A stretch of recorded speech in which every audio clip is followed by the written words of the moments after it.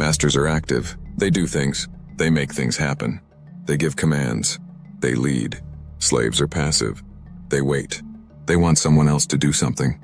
They want someone else to think, to have ideas, to get things going. Then they will obey. The master comes into his own in the process of command. The slave is born to obey. It's extraordinary how everything in history can be reduced to masters and slaves.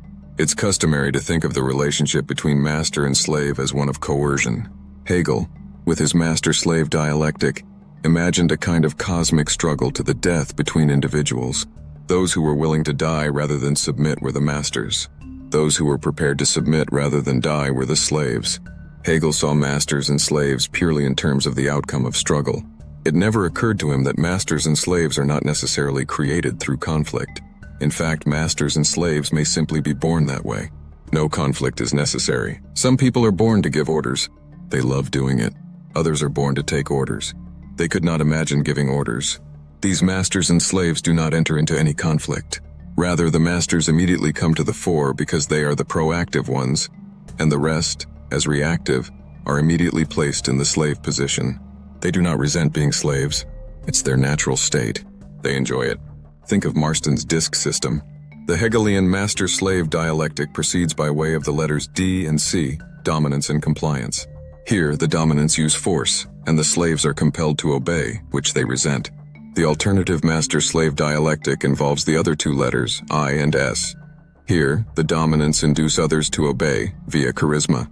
They set out inspiring visions of a new way of living. They are heroic. They are spellbinding speakers. They have amazing ideas. They are full of energy. They make people feel good about themselves and believe that a better world is possible. Submissives flock to these individuals. They willingly submit to their authority. Aristotle spoke of natural slavery. Wikipedia says, natural slavery, or Aristotelian slavery, is the argument set forth in Aristotle's Politics that some people are slaves by nature, while others are slaves solely by law or convention. In his work, Aristotle describes a natural slave as anyone who, while being human, is by nature not his own but of someone else, and further states, he is of someone else when, while being human, he is a piece of property, and a piece of property is a tool for action, separate from its owner. In Book 1 of the Politics, Aristotle addresses the questions of whether slavery can be natural, or whether all slavery is contrary to nature, and whether it is better for some people to be slaves. He concludes that those who are as different from other men as the soul from the body or man from beast, and they are in this state if their work is the use of the body, and if this is the best that can come from them, are slaves by nature. For them it is better to be ruled in accordance with this sort of rule, if such is the case for the other things mentioned. It is not advantageous for one to be held in slavery who is not a natural slave, Aristotle contends, claiming that such a condition is sustained solely by force and results in enmity. So if you force people who are not natural slaves to comply, they will sooner or later violently revolt. They will cease to comply. On the other hand, if you make natural slaves comply, they will, but they will not be happy. However, if you induce them to submit, they will be entirely content and fulfilled. Consider Abrahamism. On the one hand, the Abrahamic God might seem like a traditional, crude dominant. He coerces people into obedience. If you don't obey, you will be sent to hell, and no one wants that. Many Abrahamists do indeed emphasize the downside of disobeying God and the need to comply. Pascal's wager comes to mind. Wikipedia says, the wager posits that human beings bet with their lives that God either exists or does not. Pascal argues that a rational person should live as though God exists and seek to believe in God.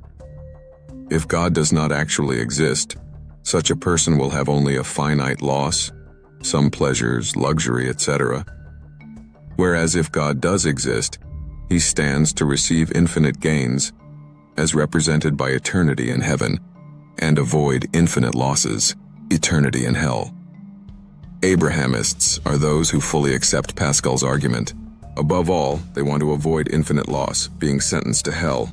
Having avoided that, they are then incentivized with infinite gain, being admitted to heaven. A religion such as Abrahamism doesn't become so successful for no reason. It succeeds because it exactly matches the psyche of the average person. Abrahamism is pure disc. The hell part of Abrahamism concerns the letters D and C. God is the cosmic dominant, and you must comply with his orders, or be forced into hell and kept there forever. If Abrahamism were only about D and C, it would never have succeeded. But it's also about I and S. God induces people to obey by promising heaven, paradise, immortality, unconditional love, absolute justice, the righteous punishment of wrongdoers, and so on. All of these things cause Abrahamists to kneel and bow, to willingly submit, to an imagined loving authority. You can't succeed with D and C alone. That will always produce a revolt, a rebellion in due course. An I and S system might work, but also might seem too good to be true. It might seem absurdly utopian. In The Matrix, Agent Smith says, "Did you know that the first Matrix was designed to be a perfect human world, where none suffered, where everyone would be happy?" It was a disaster. No one would accept the program. Entire crops were lost. Some believed we lacked the programming language to describe your perfect world. But I believe that as a species, human beings define their reality through suffering and misery. The perfect world was a dream that your primitive cerebrum kept trying to wake up from, which is why the Matrix was redesigned to this, the peak of your civilization. I say your civilization, because as soon as we started thinking for you, it really became our civilization, which is of course what this is all about. Evolution, Morpheus, evolution. Like the dinosaur. Look out that window. You've had your time. The future is our world, Morpheus. The future is our time.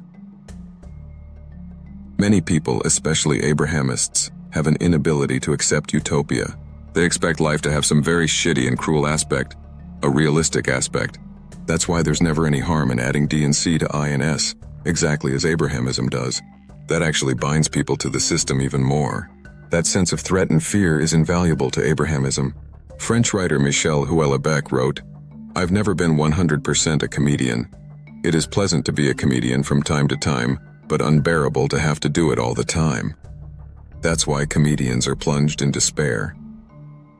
Being an inspirational dominant all the time, always using inducement, always seducing the masses, is somewhat similar. It becomes unbearable.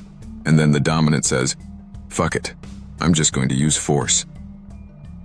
There are many times when we think that it's impossible to use intelligent arguments to get humanity from where it is now to where it needs to be. At the back of our minds, an insistent voice beats out its deadly message: only force will suffice. Those that do not get on board must be forced to be free. Comply or perish.